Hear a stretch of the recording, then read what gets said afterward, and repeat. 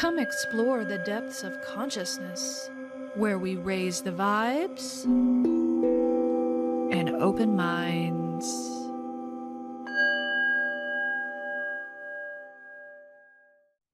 Welcome to Grounded Galactic. I'm Allison. I'm Emily. And today we're going to be talking about skill swapping. Okay, cool. We need an alternate way to be able to do commerce. If you haven't noticed, prices are skyrocketing, wages are not, everything is way too expensive, especially for these young people. They can't even afford an apartment, much less a car, a home. It's crazy. College, everything is groceries, groceries. Right. And not to mention the wealth gap and the Oh my top gosh. 1% Yeah. as compared to the rest of us. There's a huge gap there. And now we're living in this world where there's no ethic of repair and refurbish. It's all replace, replace, replace. And I really think that we're going to hit a ceiling at some point that's going to hang around longer than people think. And people are going to be forced to think of creative ways, alternative ways to be resourceful. So, how you can get that plumber that you really need desperately because your pipes burst in the middle of winter and now you don't have any money. And I mean, those types of specialized trades can be expensive and you don't see them coming. Or maybe your child is really struggling in school and you need a tutor, and for one reason or another, you can't get services any other way besides hiring somebody. So there are a lot of these like one-off things that people may or may not budget for throughout the year or month that come up. And then they're really strapped because they have to pay for that or they have to procure that service in some way. And then they have to worry about, I can't pay my light bill. I can't pay my gas bill. I can't pay my grocery bill. I can't pay the daycare, whatever it is. Some people are one paycheck away from being out of their house. That's right. It's an epidemic. It really is. People that are unhoused. And like you said, one small little problem can derail your entire trajectory. And now all of a sudden you have a completely different life and you're desperate and you're begging and you have things to offer, but it just seems like there's no jobs. There's no living wage. And a lot of people that have jobs that are unhoused, they're still not earning enough to have a good quality of life. I've been in the financial industry for over 20 years, and banks really aren't even doing small dollar loans anymore. It's really difficult just to get a small dollar loan without very unreasonable terms. It's like you might as well get a credit card, and then people get in credit card debt. And it's not as easy to fill that gap with a small bank loan, or some people thankfully have family and friends that can help them out, but that's not the case for everybody. So I thought, okay, what could we do? What could be an alternate? So skill swapping to me is sort of the way of the future. This is not a new concept. You might have heard of it as something called time banking, and we'll talk about that a little bit more. But essentially, it's like the economy is going to be based on a micro scale instead of a macro scale, or at least in the beginning, you'll have to be obviously a macro and a micro element until people, start to get used to things. But it's just community based skill swapping. I'm a plumber and you're a tutor. I can spend 2 hours on your plumbing. Can you offer 2 hours of tutoring for my child in math? And it's based on time. It's not based on some other arbitrary value. That's great. And, when you think about time and people working a full-time schedule or a full-time workload, it's just crazy to me that we have all sort of just accepted in a way the fact that the CEOs can work 40 hours a week and often less than that. And they're making just astronomical orders of magnitude, higher amounts of money than the farmers and the people working 40, 50, 60 hours a week. Why do we agree that these people at the top, their time is somehow worth more than my time? This is maybe an aside, but I was thinking about it the other day, and it just gets under my skin when I hear people to this day still saying things like, oh, our economy is messed up because there are Hispanics coming in and taking all of the jobs. I heard someone say that just a few days ago, and this was an older gentleman that said it, but I'm thinking like, are you serious? And they're genuinely upset at people that come in that are not U.S. citizens for U.S.-based jobs because that's somehow taking away that opportunity from an American. And I'm like, one, those are low wage jobs that you're talking about. Right. And And might they have insurance? Maybe not. and why aren't you mad at the person offering the job who's just making people work in such terrible conditions with low wages, probably not legal, doing a lot of things legal on their end. And on top of it, how many huge corporations outsource everything to China? Why aren't you not shopping at, I don't want to say any names of places. I'm sure you could think of any store you go into and you turn over the label and made in China, made in China, made in China. I mean, we outsource a lot of stuff. So they're mad at the wrong people. It's the wealthiest among us that, right? They promote that narrative that it's the poor Hispanic or the migrant workers that are coming in and Yeah, somehow ruining our economy, when obviously that's smoke and mirrors. And the exactly. real threat is from those at the top making all the dollars. So, skill swap. Skill swapping. So I wanted to start this a little bit in my local community. It's basically all we have is a Facebook page and it's county based. So again, this is on a local level. Depending on where you're at, you might just want to do your city. You might live, say, in a subdivision where there are several hundred of your neighbors really easily. Do your neighborhood skill swap or something. But the point of it is just to get people involved in your local area and ask them what it is that you have to offer and are willing to do for other people. And that's it. I have this skill, that skill, this skill, that skill, and I'm willing to trade those things if I ever need anything. You keep a running list of who's in the program, what skills they're willing to offer, and then people will, input requests on Facebook and say, hey, I'm looking for someone who can fix my fence. I'm looking for someone who knows about this type of vehicle. I'm having issues with it. Maybe somebody in the group can come help me out before I go down and take it to the mechanic it's going to be really expensive. I've really encouraged people to think outside the box as far as what they list for skills, because we get a lot of new members and they just list maybe what they do for a living or whatever their main trade is, if you will. Mhm. You've really got to expand your self-awareness about what you can do. Like if you have a car, you can offer rides. If you know how to cook, you can offer to cook meals. If you're like, say, a manager, you can offer to do mock interviews for people. There's just so many things that people don't think about, that from the time you get up in the morning to the time you go to sleep, you're doing things all throughout the day. You have skills. You might not think it's important, but I guarantee you there's somebody out there that can't do that, especially people with disabilities or mobility issues. And just really easy, simple things to you is very difficult for them.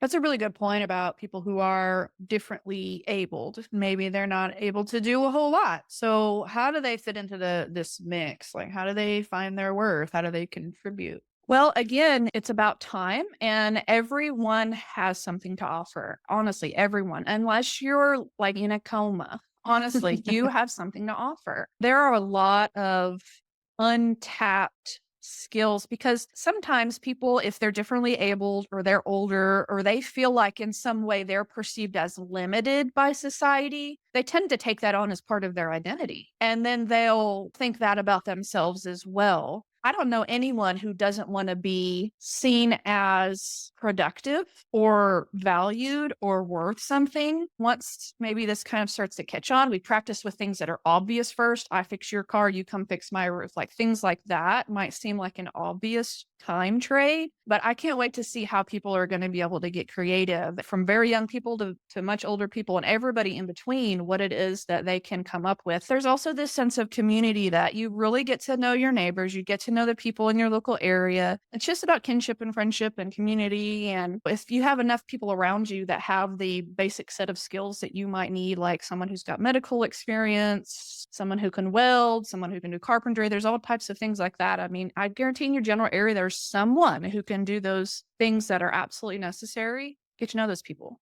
Yeah, and I think a big part of this, one of the skills that has to be utilized throughout the whole entire economic system, if you want to call it a system, skill swap system, is empathy. We've got to figure out how to develop empathy.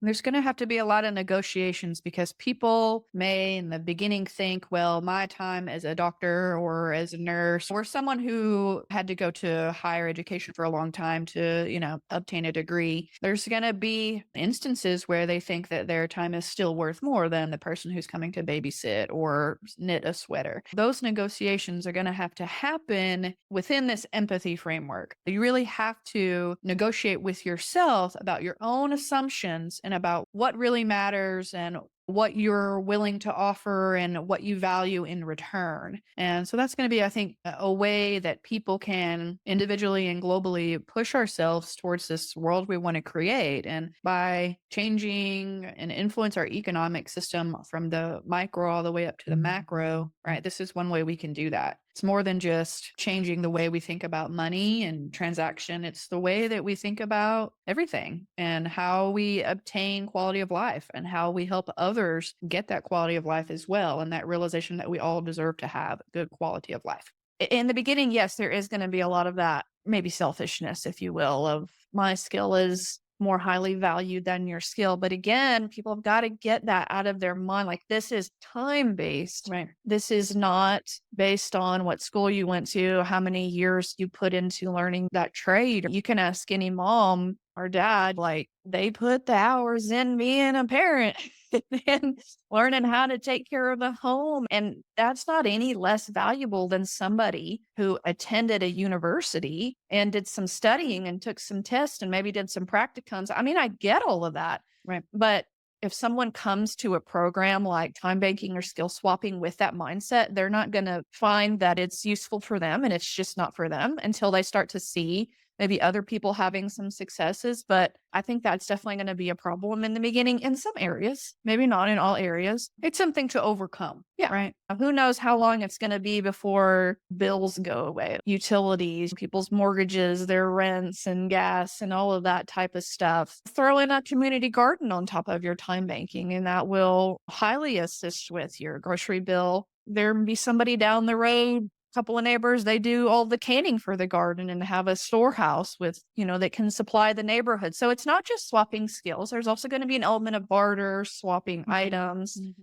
It brings it more like a more holistic type of commerce. And really, you just have to think about it as, what are the things I need? Not necessarily what are the things I want, but this type of economic system will help, at least in the beginning, with what are the types of things that I need to survive, feed my family, get where I need to go, things like that. If anything, it empowers people to remember that they are valuable. And a lot of people have wonderful, great skills, and they go to work and they might have high paying jobs, but they don't really feel valued necessarily. But if you swap that skill with your neighbor and your neighbor's really appreciative, that makes you feel really good and empowers you to continue to do that for your community, because that's where you're getting back that sort of meaningfulness and that feeling of sense of purpose that we all, I think, crave and need. When we talk about what our needs are, that's a huge need, right?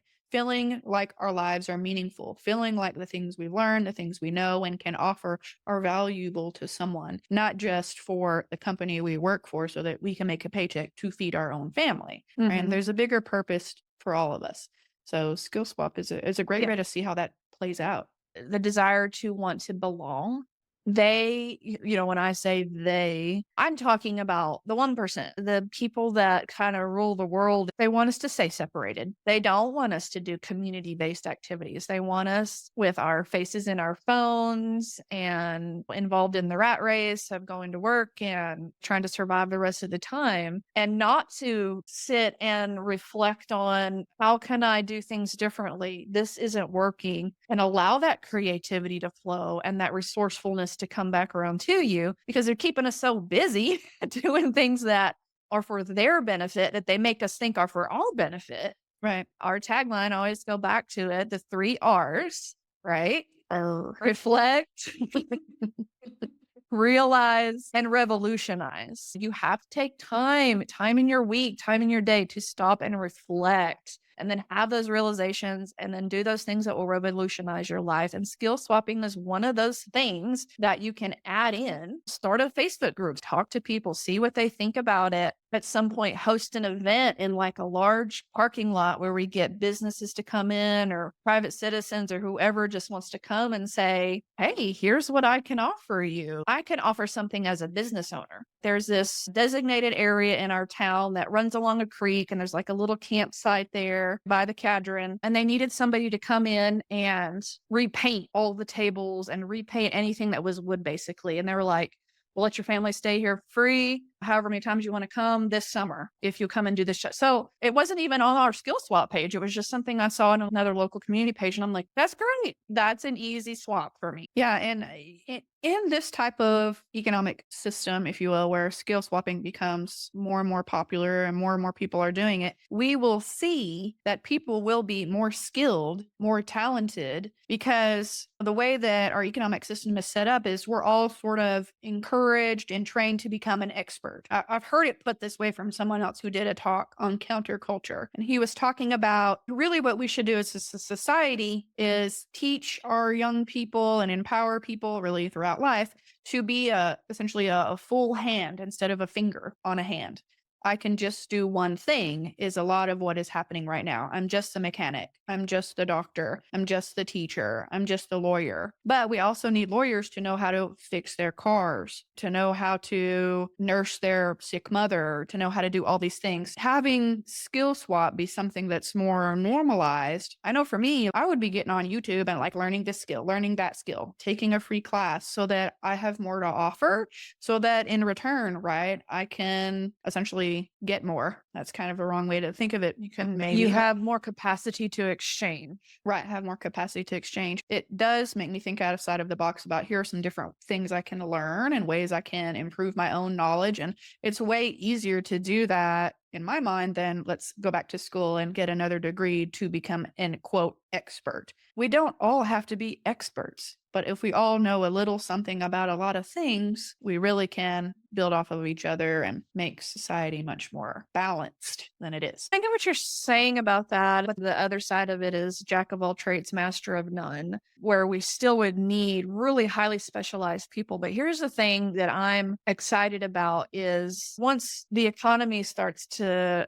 go down the drain, a whole bunch of other systems are going to follow it. The educational system is the next one that kind of comes to mind, not in that order, I'm sure, but a lot of things are going to go hand in hand with the economy. But I start thinking about how the imbalance is so great that literally no one can survive without doing something differently. I just cannot wait till we get to a day when you have children growing up who are not being churned out into a system. We just want to churn them out to go work in an office, to go to college, and just put them straight into the system that was designed for this mess that we're in. And you have so many, I don't want to put a percentage on it, but probably a very small percentage of those kids when they're young and when they're growing up and being teenager and young adult actually want to do the job they end up in. Right.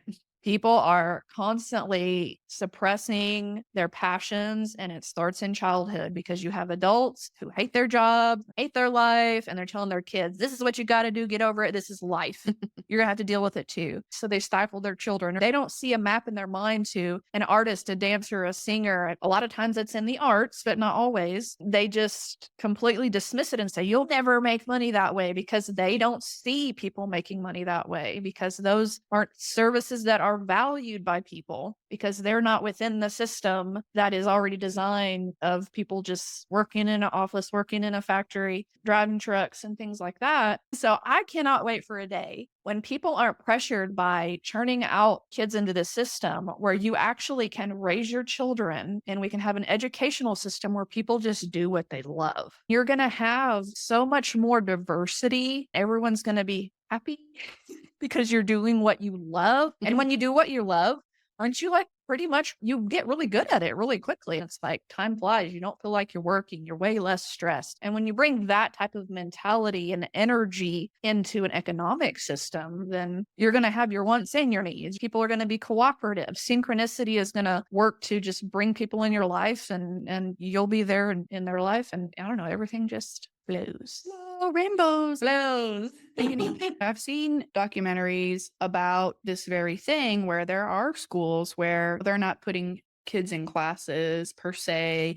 When they're spending a lot of time outdoors, they're allowing the kids to explore and to learn through play and then to decide what it is that they're interested in. And so if they like to build things, well, then very likely they're going to be supported and empowered towards something like architecture, let's say. But that model totally exists today. But how empowering that is for a child and for the family as a whole, because now I'm thinking, from the parent standpoint, I don't have to worry about how my kid is going to make a living. Are they going to be happy? Are they going to feel fulfilled? Yeah. I'll know that our system is already set up to support their curiosities, their creativity, their passions. And our job as parents is to just hold space for that to happen, right? And then to support when needed. These things are not impossible. These things are not unrealistic. They're not impractical. Right. And they're They not impractical. exist. Exactly. Yeah. And something you said made me think of this. I know a lot of people have heard of homeschooling. They know what homeschooling is. And there's a wide variety of how people choose to homeschool their children. It can be completely online, and it's like parents are more hands off, or it could be very parent driven. There's just so many different ways that it can be done. And every state obviously has their own, and every country has their own rules about this. But there's a little bit of a movement going on now that's called unschooling. It's sort of like what we talked about, which is it's completely child driven. Now, obviously, we want to bring up our young people to have moral values and things like that. It's driven by what their passion is on a day-to-day basis. You don't necessarily have a lesson plan. They're not sitting down doing worksheets. It's very much going out into the world and giving them the space and the opportunity and the materials that they might need to explore that thing that they think they like, see if they do, encourage it if they do, and if they don't, allow them to quit or change their minds. It's really helping kids as they're growing and developing their identity that's truly them and not what somebody else is telling them that they need to be. I think too, in that way of living, if we're starting that at a young age, that just encourages full life learning. And that helps a person realize that, okay, I'm interested in this from ages 7 to 11. Now all of a sudden something in my life happens, or I meet someone interesting and now I'm inspired and passionate about this other thing. Well, now I can go and learn about that. And I don't feel like, oh gosh, I have to take this path that I have said that I want to take 4 or 5 years ago. Now I can change trajectory. I can do something different. And, by the end of your life, you can know so many things. You can feel so fulfilled in so many different areas. And certainly some people will, I want to be a teacher my whole life, and they're going to be a teacher their whole life. And there's no other passions or interests necessarily beyond that. But if we start early with encouraging kids, really feel what you're passionate about, go for that, be vocal about that, that's going to carry through the rest of their life. It's going to become, it's going to become a way of living in itself. Yes, right? exactly.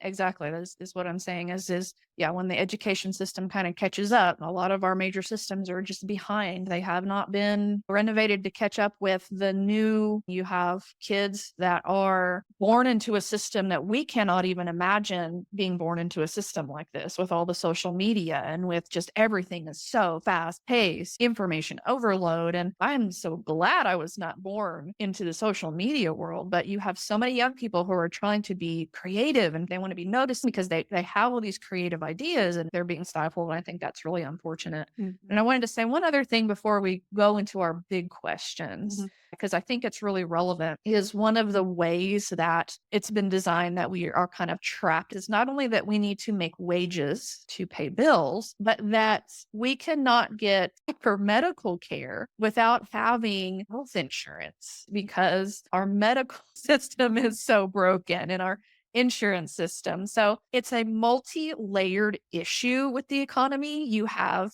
pharmaceuticals that are just right up there, if not surpassing oil and gas. It's neck and neck because people think it's such a necessity that they don't realize what's behind that curtain. And we're not empowered and encouraged from a young age to think about or to live lives that are healthy in many ways, so that we don't have to have as much of a reliance on medical experts to do highly specialized things. Obviously, there's always going to be injuries that happen, diseases, sicknesses, and those sorts of things.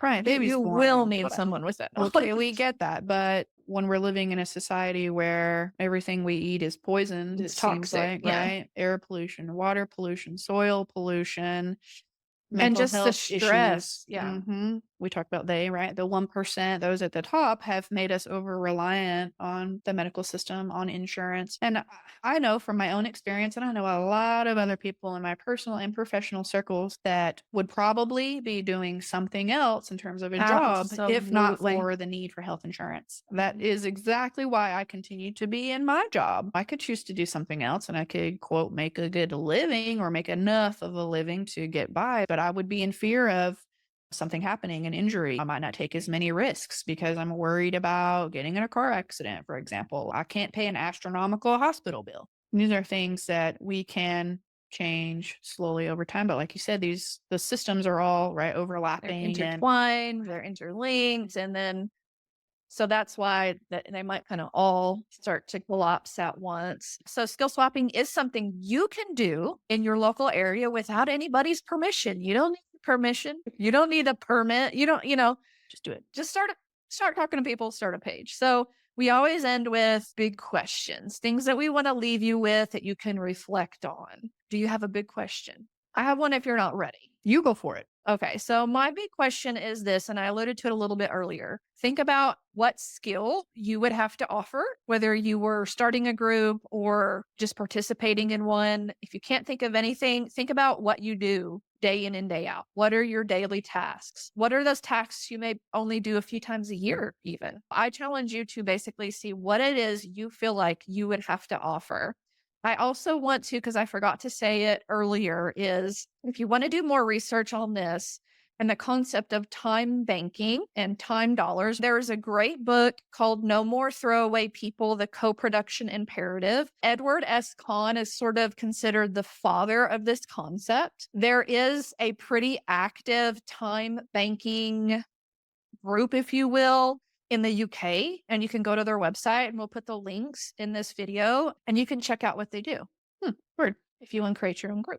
The thing that's coming to my mind as you were talking, to me, I think the thing that is most important and really probably will sort of shade all of the big questions that I have, and I think is going inward and asking ourselves, what really is quality of life for us? What really do we need to have, quote, a good quality of life? And really thinking about that within this frame of smaller microeconomies, right? Time banking, how time is really where we should put our value, negotiating those things in our life that we think we want or need. And there are just a lot of people in our lives that feel like they need the fancy cars, the name brand clothes, and all those things equate to quality of life and well-being, when really that is just feeding this broken machine. So the big question is really a challenge to look inside yourself and ask yourself the question, what is quality of life to you? What do you really need? And then going from there. Absolutely. I love it.